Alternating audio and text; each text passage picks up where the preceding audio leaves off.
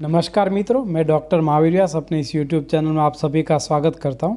मित्रों, आज हम इरिटेबल बाउल सिंड्रोम यानी कि आईबीएस के कारण, इसके लक्षण और होम्योपैथिक उपचार के बारे में बात करेंगे। तो आइए शुरू करते हैं।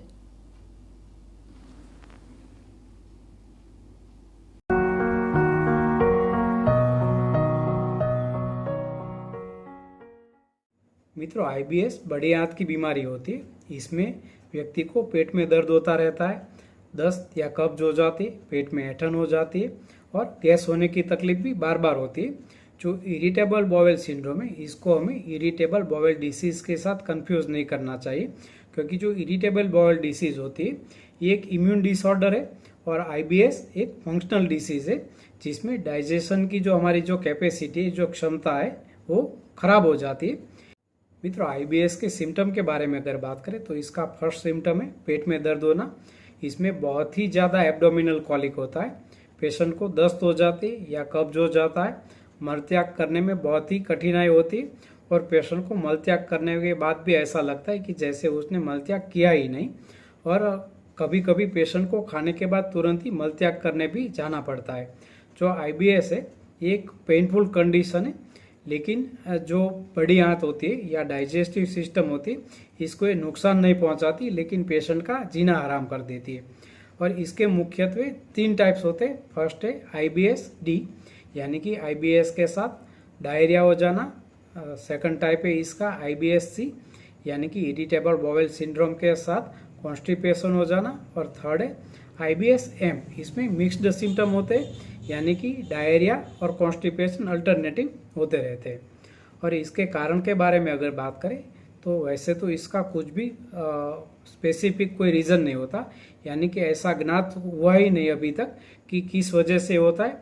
लेकिन कुछ चीज़ें ऐसी होती है जो आईबीएस को ट्रिगर कर देती है, जैसे कि स्ट्रेस यानी कि तनाव, एंग्जाइटी या तनाव से आईबीएस तुरंत ही बढ़ जाता है।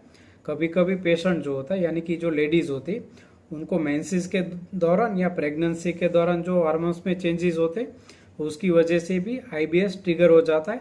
और कुछ फूड आइटम्स है, जैसे मसालेदार खाना, दूध, ब्रोकली या अल्कोहल, ये सभी चीज़ें भी आईबीएस को ट्रिगर कर देती है। आईबीएस का जो डायग्नोसिस होता है वो कंप्लीट मेडिकल हिस्ट्री और फिजिकल एग्जामिनेशन के द्वारा होता है। बहुत ज़्यादा इसमें रिपोर्ट्स की ज़रूरत नहीं पड़ती। कुछ चीज़ों का खास आईबीएस के पेशेंट को ध्यान रखना चाहिए, जैसे कि रात में बहुत ज़्यादा जागना नहीं चाहिए पेशेंट को, यानी कि नींद पूरी लेनी चाहिए। लॉस ऑफ स्लीप से भी आईबीएस ट्रिगर हो जाता है। सफिशिएंट मात्रा में पानी पीना चाहिए, थोड़ा धूप का सेवन भी जरूर करना चाहिए और ख़ास करके दिमाग जो है इसको बहुत ही शांत रखना चाहिए, जल्दबाजी नहीं करनी चाहिए। अगर पेशेंट बहुत ही ज़्यादा गुस्सा करता है तो इसकी असर भी पेट पे पड़ती है और आईबीएस ट्रिगर हो जाता है। और खाने की जो कुछ चीज़ें, जैसे गेहूँ है या उड़द है, राजमा है, मटर, दूध, मिठाई, सुपारी या नॉनवेज, इन सब चीज़ों को भी पेशेंट को अवॉइड करना चाहिए। स्मोकिंग अगर पेशेंट करता है तो इसको ये बंद कर देना चाहिए, क्योंकि ये बहुत ही हार्मफुल होता है इसके लिए। और डब्बाबंद खाना जो होता है इसको बिल्कुल ही नहीं लेना चाहिए। मित्रों, अगर आपको आईबीएस है तो आपको तनाव को कम करने के लिए मेडिटेशन यानी कि ध्यान जरूर करना चाहिए। सुरीला संगीत भी आपको तनाव कम करने में काफ़ी हेल्प कर सकता है।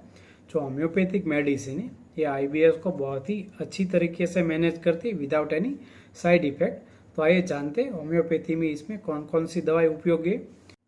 मित्रों, आईबीएस की फर्स्ट होम्योपैथिक मेडिसिन है एलो 200। अगर पेशेंट को कुछ भी खाने के बाद तुरंत ही लेटरिन जाना पड़ता है तो ये बहुत ही उपयोगी मेडिसिन है। बिफोर स्टूल्स इसमें बहुत ही ज़्यादा एब्डोमिनल कॉलिक होता है और आफ्टर स्टूल्स ये कम हो जाता है। जो एलोसैक है ये जो इंटेस्टाइन की मूवमेंट है इसको अच्छी तरह से रीएस्टाब्लिश करने में भी काफ़ी हेल्प करती है। तो अगर इस प्रकार के लक्षण हैं तो एलो 200 पोटेंसी में सुबह में एक बार लेने से ये सभी लक्षण ठीक हो जाते हैं। मित्रों, आईबीएस की सेकंड होम्योपैथिक मेडिसिन है एल्यूमिना 200।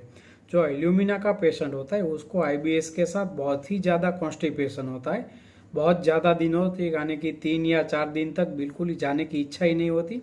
और अगर सॉफ्ट भी स्टूल है फिर भी बहुत ही ज़्यादा दम लगाना पड़ता है। अगर इस प्रकार के लक्षण हैं तो एल्यूमिना 200 पोटेंसी में रात को सोने से पहले एक बार लेने से इस प्रकार के लक्षण दूर हो जाते हैं। आईबीएस की नेक्स्ट होम्योपैथिक मेडिसिन है लाइकोपोडियम 200। जो लाइकोपोडियम का पेशेंट जो होता है उसको हेवीनेस इन एब्डोमेन ये मेन सिम्टम होता है। खास करके खाने के बाद पेट बहुत ही भारी हो जाता है और जो पेट है ऐसा लगता है ये पूरा गैस से भर गया है। जो लाइकोपोडियम का पेशेंट होता है उसको हमेशा गर्म खाना या गर्म पीना ही बहुत ही अच्छा लगता है। और जो डायरिया और कॉन्स्टिपेशन ये अल्टरनेटिव अगर होता हो तो लाइकोपोडियम 200 पोटेंसी में सुबह में एक बार लेने से ये सभी लक्षण दूर हो जाते हैं। और इसकी फोर्थ होम्योपैथिक मेडिसिन है कोलोसिंथ 30। आईबीएस के साथ अगर लूज स्टूल्स आ रहे हैं यानी कि बहुत ही ढीला अगर स्टूल आ रहा है और साथ में पेट में बहुत ही ज़्यादा कॉलिक हो रहा है और ये जो कॉलिक है ये दोहरा झुकने से यानी कि बेंडिंग डबल पोजीशन में अगर ठीक हो रहा है यानी कि बेंडिंग डबल से अगर अच्छा लग रहा है और कुछ भी खाने से बहुत ही ज़्यादा पेट में अगर दर्द होता है तो कोलोसिन को 30 पोटेंसी में सुबह दोपहर और शाम को लेने से जो एब्डोमिनल कॉलिक है और डायरिया और आईबीएस है ये सभी लक्षण काफ़ी अच्छी तरीके से कंट्रोल में आ जाते हैं। और इसकी लास्ट और सबसे इम्पोर्टेंट मेडिसिन है आर्जेंटम नीट 200। ये आईबीएस की बेस्ट रेमेडी है। और अगर पेशेंट है उसको एंजाइटी की वजह से अगर आईबीएस है यानी कि अगर थोड़ा सा भी स्ट्रेस आ गया या अगर पब्लिक में जाना है या कभी ऐसी कोई जगह में जाना है जहाँ बहुत ही ज़्यादा भीड़ यानी कि क्राउड है, कहीं पे अगर स्टेज अपीयरेंस यानी कि कहीं भाषण देना हो या कुछ परफॉर्म करना हो तो इससे पहले अगर डायरिया हो जाए और इसका जो स्टूल होता है वो वाटरी होता है, नॉइजी होता है और ऐसा इसका कलर होता है जैसे कुचला हुआ पालक हो और कुछ भी अगर इमोशन हो यानी कि मानसिक कुछ भी आवेग आ जाए तो इससे तुरंत ही डायरिया हो जाए तो इस प्रकार के पेशेंट को आर्जनीट काफ़ी हेल्प करती है। अगर ऐसे लक्षण है तो आर्जेंटम नाइट्रिकम 200 पोटेंसी में सुबह में एक बार 1 या 1.5 महीने लेने से आईबीएस बिल्कुल ही क्योर हो जाता है। मित्रों, उम्मीद है ये जानकारी आपको पसंद आई होगी। कृपया मेरा चैनल सब्सक्राइब करें और बेल आइकन को भी जरूर दबाएं ताकि जब भी मैं नया वीडियो अपलोड करूं तो इसकी जानकारी आपको तुरंत ही मिले। नमस्कार, जय हिंद।